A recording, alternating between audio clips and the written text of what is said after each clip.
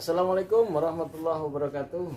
Baik teman-teman, kali ini saya mau kasih sedikit pengalaman bagaimana ketika teman-teman mendapatkan atau pisau dan golok teman-teman di rumah seperti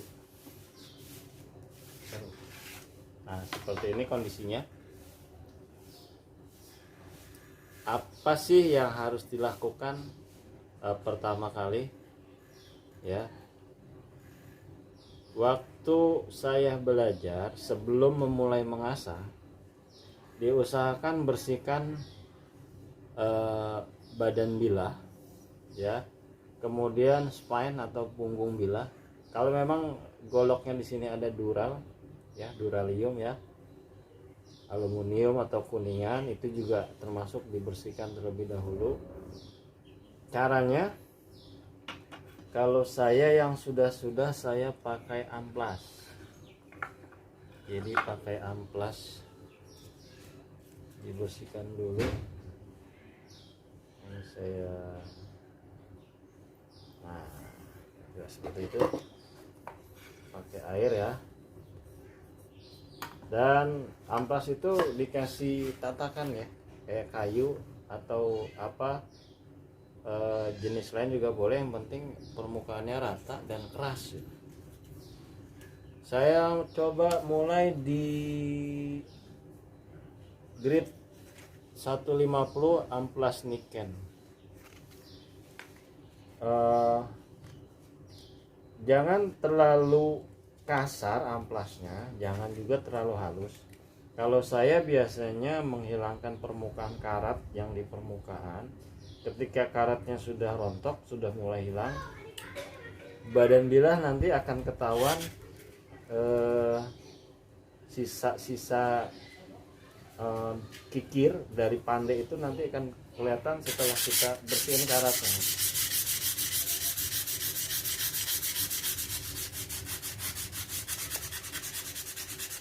Seperti ini, airnya mengalir ya.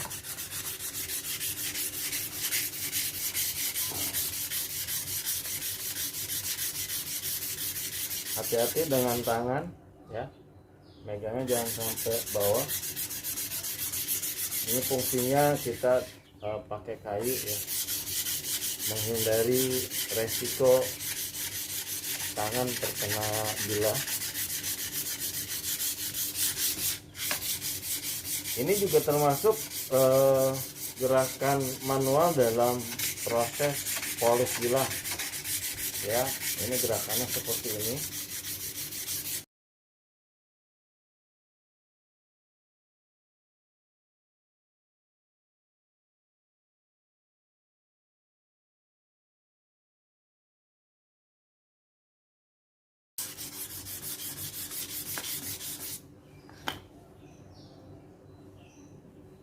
Oke, kelihatan ya teman-teman. Nah, di sini teman-teman bisa lihat. Kalau karatnya sudah hilang, nah di sini ada sisa hasil kikir ya dari pandainya. Nah, langkah selanjutnya kalau yang memang sini teman-teman mau bersihkan atau lebih merapatkan pori-porinya, teman-teman nanti lebih meningkatkan di amplasnya, sama seperti kita memoles. Dan langkah selanjutnya, kalau memang ini sudah bersih semua, kita lakukan mulai mengasah. Kalau memang teman-teman nggak ada amplas, teman-teman bisa menggunakan batu asahan. Batu asahan bisa untuk membersihkan ya. Oke,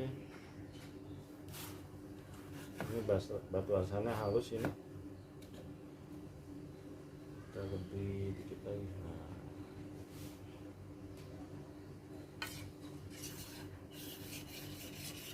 kalau lebih enaknya batu asahan yang agak lebar karena dia makannya agak banyak, jadi kita nggak terlalu banyak makan waktu.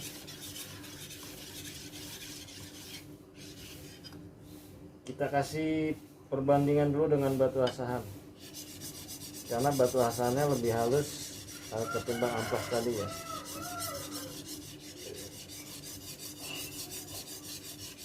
Kalau soal tekanan dan atau tidaknya tergantung, itu pilihan. Jika teman-teman mau lebih menekan, tentunya waktu akan lebih singkat dan tenaga yang dikeluarkan lebih banyak. Itu bedanya kalau untuk tekanan. Nah, ya memang karena, nah ini sedikit ya, sedikit lebih bersih karena memang batunya lebih halus ketimbang amplasnya ya. Bismillah.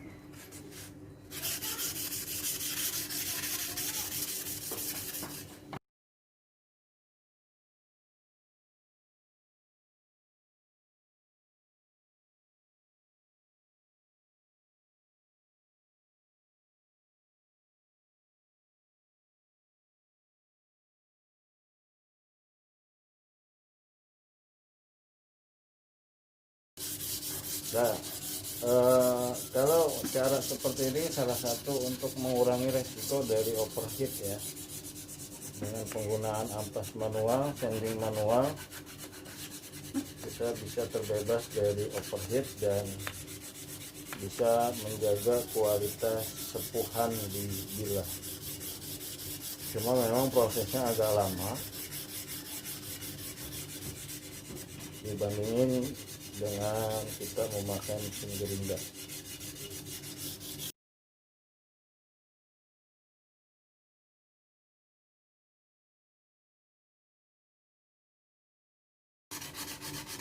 Kalau tidak, teman-teman nggak ada air mengalir seperti ini, teman-teman bisa menggunakan ember ya, dicelupin amplasnya. Nah kebetulan nih amplas Niken ini kuat dalam kondisi basah ya. Kalau memang nggak ada, pakai semprot botol sprayer.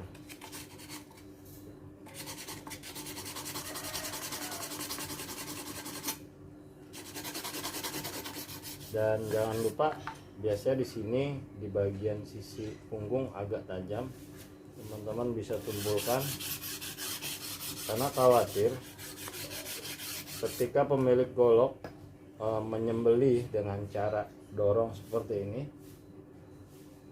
beliau nggak tahu yang punya golok bahwasanya ini belum ditumbulkan. Jadi pernah kejadian tangannya terluka.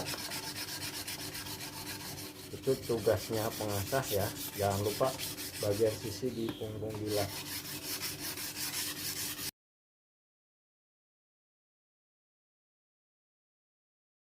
Oke, baik. Kemudian sebelum kita memulai mengasah, kita cek terlebih dahulu. Aduh sorry, kita ambil lap.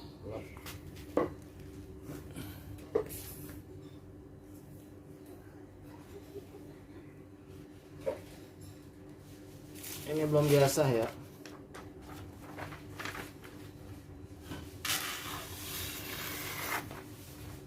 Sebenarnya ini matanya sudah tipis. Matanya sudah tipis. Ini belum saya asah ya. Nah, jadi kendalanya kita harus periksa dulu matanya.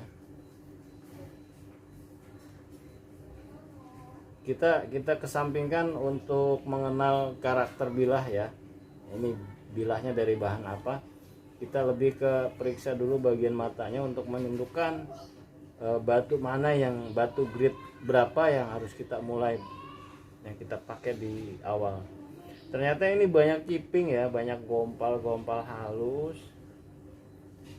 Nah, kita gompal halus. Jadi di video saya ada yang meratakan mata bilah dengan batu asahan ya.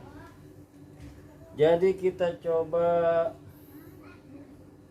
pakai ini dulu. Ini perkiraan di grade 400-an ya. Nah, cara seperti ini ya. Saya ulas lagi sedikit di sini ya. Ini cara meratakan gempal halus di bagian mata. Ini posisinya di diri ya, tinggal digasruk apa digosok gitu kalau di ujung. Nah seperti itu ngeratain ciping ya, otomatis ini mata kembali tumpul ya, jadi balik tebal lagi. Jangan dibiarkan ciping halus itu tertinggal sampai finishing, karena ketika nanti buat sembelih itu sangat berpengaruh bagi yang bisa merasakan. Nanti deteksinya dari slicing kertas ya, kalau memang cipingnya itu udah hilang. Kalau nggak terlihat di mata, kita bisa coba di slicing kertas, itu nanti kelihatan. Karena tangan saya belum kuat.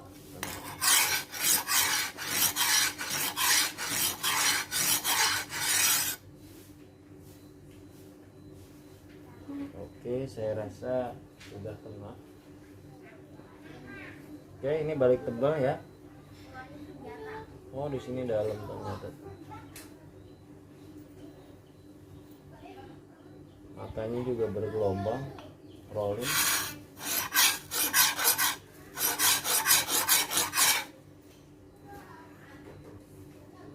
Oke, kita mulai mengasah. Nanti kalau memang cipingnya masih tertinggal, kita bisa haluskan lagi. Mudah-mudahan dia kekikis nanti pada saat mengasah. Oh iya, ini airnya di ember ini saya udah campur dengan larutan sabun ya. Karena larutan sabun dengan air biasa, larutan sabun itu lebih mengikat partikel, jadi dia lebih mengalir. Dan jangan lupa sebelum mengasah batu itu direndam dulu, batu-batu asahannya, agar nanti pas saat pemakaian nggak terlalu kering. Oke, bismillahirrahmanirrahim, kita coba dulu bagian sini.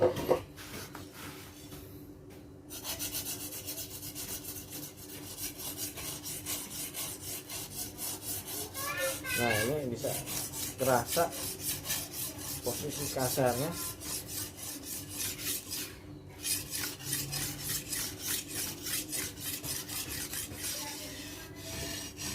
Kita ratain dulu,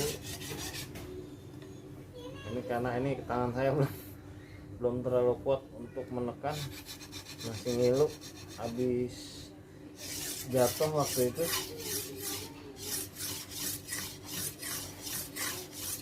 Nah ini masih berasa digerusnya, masih berasa. Nah ini udah mulai hilang. Untungnya ini bahannya nggak terlalu keras ya. Untuk sudutnya di perkiraan ya, kira-kira, karena ini untuk sembelih, saya profiling dulu, saya cari mata dulu.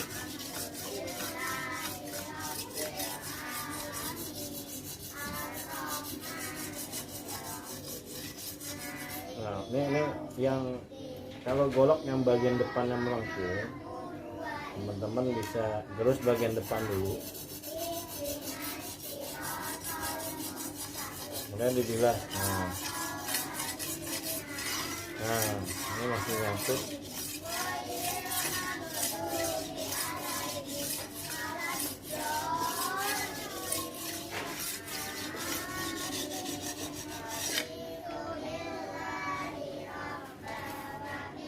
Oke, lumayan udah dapet. Sekalian melancarin gerakan saya udah hampir 2 bulan nggak megang asahan ya. Kemarin saya habis jatuh. Nah ini masih ciping kalau kelihatan ya. Nah ini dalam juga ini. Ya kira-kira prosesnya seperti itu, menangani kondisi golok yang karatnya udah lumayan tebal. Kita balik dulu biar kelihatan.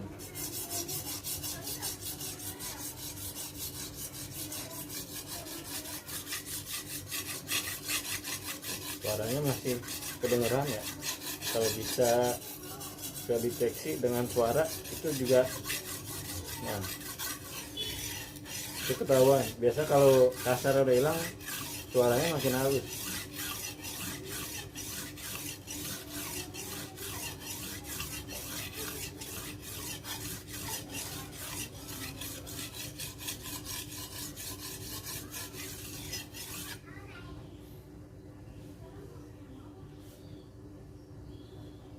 Kita raba dulu ya. Nah, ini di ujung burnya udah keluar. Oke, ternyata belum merata.